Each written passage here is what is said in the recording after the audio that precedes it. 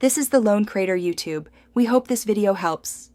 In this video, I will explain how to fix PlayStation 5 games that appear locked. First, let's start with a few simple checks.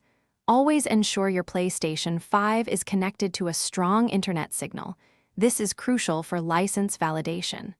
Also, take a moment to clean your game disc thoroughly if you are using a physical copy.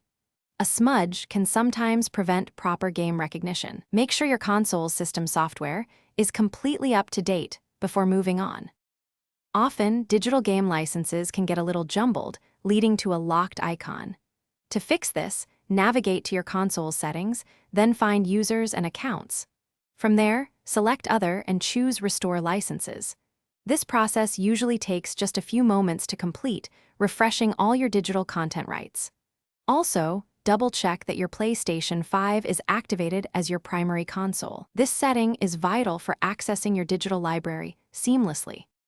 Sometimes, the console's internal database can become corrupted, causing games to lock.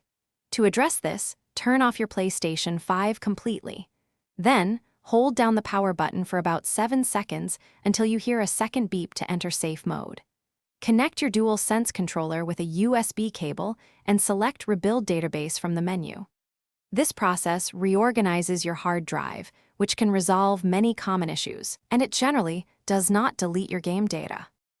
If your game is still locked after trying the previous methods, your next step might be to delete and reinstall the game entirely. Remember to back up any crucial game saves to the cloud first, just to be safe. This can often clear up any corrupted game files causing the problem.